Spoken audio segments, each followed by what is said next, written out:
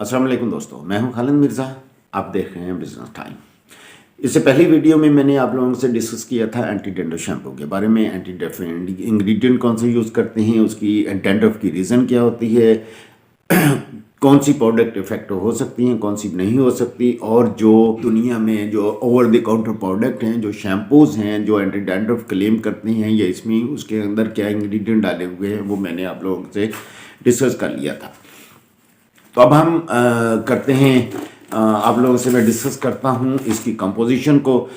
तो इसकी कंपोजिशन के भी पहले जैसे हमने पिछले वीडियोस में डिस्कस किया था, इसकी कंपोजिशन के भी 4 हिस्से हैं। सबसे पहला तो जो आप शैम्पू बना रहे हैं उसके लिए सॉल्वेंट है। सॉल्वेंट के बाद दूसरा जो है वो एमल्सिफायर है, या उसके साथ सरफेक्टेंट है। अच्छा, सॉल्वेंट हमने पानी लिया। पानी सॉल्वेंट लेने के साथ साथ हमने साइक्लोटेट्रा सिलिक्जेन, तो ये आपने पानी लेना है वो 5 से 6 किलो। ये वेरिएशन थोड़ी बहुत आप रख सकते हैं, इससे क्वालिटी पे बाकी चीज़ें उतनी ही बढ़ जाएंगी अगर ये रखेंगे तो। आपने 6 किलो पानी लेना है, तो 6 किलो पानी के साथ आपने 100 ग्राम डालना है साइक्लोटेट्रा सिलिक्जेन।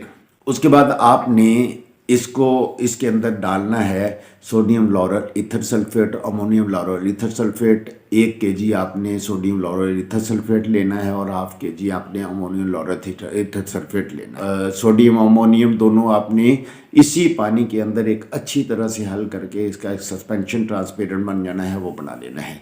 उसके बाद आपने जो नेक्स्ट वन चीज़ इसके अंदर डालनी है वो आपने डालनी है हाइड्रोक्सी प्रोपाइल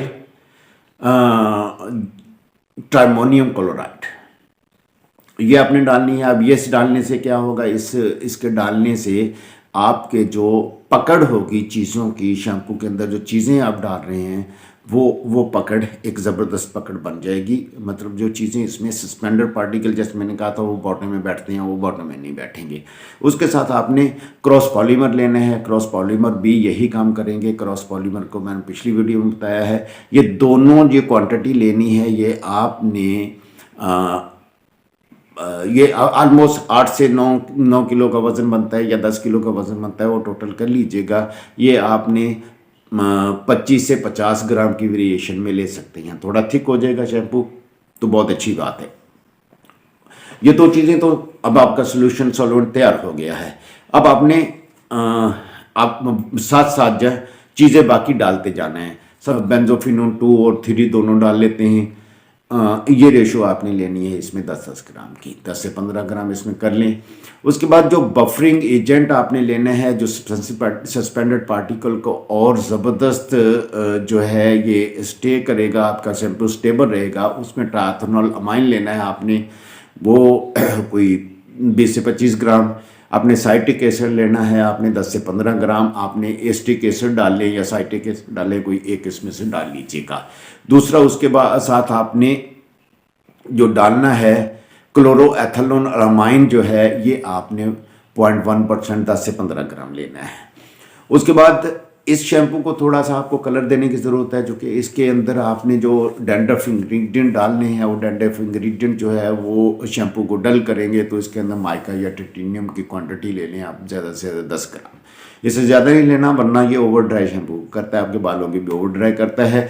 लेकिन टाइटेनियम की कुछ कहा जाता है, इसके पास साइंटिफिक कोई इस हद तक सॉलिड रीज़न नहीं है, ये भी सनस्क्रीन होता है। उसके बाद आपने इसके अंदर टी ऑयल ले से एंटीसेप्टिक ऑलिव ऑयल डाल लें 50 ग्राम। 50 ग्राम के बाद डी पैंथानोल आपने इसके अंदर डालना है 50 ग्राम। डी पैंथानोल 50 ग्राम डालने के साथ, अच्छा सॉरी, एक चीज़ जो रह गई है, कोकोबीटेन मैंने आपको कल भी बताया था। कोकोबीटेन आपने इसके अंदर 200 ग्राम डाल देना है, और 200 ग्राम डालने के बाद आइडोप्रोपाइल जो है ये आपने डालना है। ब्यूटाइल जो आप प्रोपाइल डालना है, और मिथाइल आइसोसिलिनोज एथोजिनोल डालना है। अच्छा, ये सारी चीज़ें आपको डिस्क्रिप्शन में मिल जाएंगी। ये आपने इसकी क्वांटिटी 10-10 ग्राम ले लेनी है। अच्छा, विस्कोसिटी के लिए आपने जो चीज़ें लेनी है, इसकी विस्कोसिटी यानी आपका शैम्पू जो है वो विस्कस रहे, थिक रहे और ये पतला ऑनवर्ड पतला भी नहीं। इसके लिए हमने जो चीज़ें विस्कोसिटी कंट्रोल के लिए डाली थी, उसके साथ आपने एंड पे तो सोडियम क्लोराइड डालना है। सोडियम क्लोराइड जब डालना है, सारी चीज़ें मुकम्मल होने के बाद डालिएगा उसको। अब सोडियम क्लोराइड की मिकदार क्या है, ये मैंने आपको बताया था कि ये आप जितना आपका sodium lauryl ether ammonium laurel ether sulphate है उसी रेशो से डलेगा, और आपका पानी जो आप डाल रहे हैं एज ए सॉल्वेंट ले रहे हैं उसकी रेशो से डलेगा। ये वेरी कर जाएगा, डिफर कर जाएगा। ये आप तकरीबन 100 से 125 ग्राम तक आपकी एक अच्छी विस्कोसिटी ले आता है।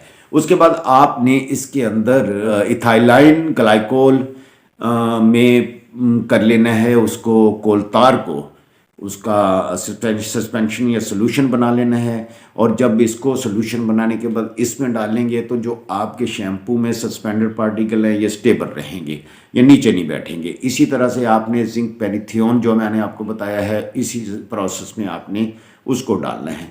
वो भी सस्पेंशन जो है नीचे बैठती हैं उससे बचाना है।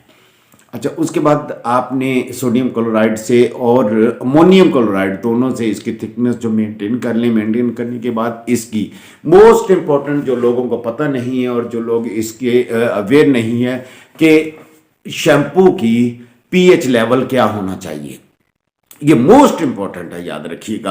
हमारी स्किन का लेवल जो पीएच है 5.5 से 6.5 के दरमियान मीडियम में रहता है। कुछ लोग 5.5 से 6.5 तक होता है। आप इसको कह लें कि हमारा स्किन का पीएच लेवल जो आइडियल है वो 6 है।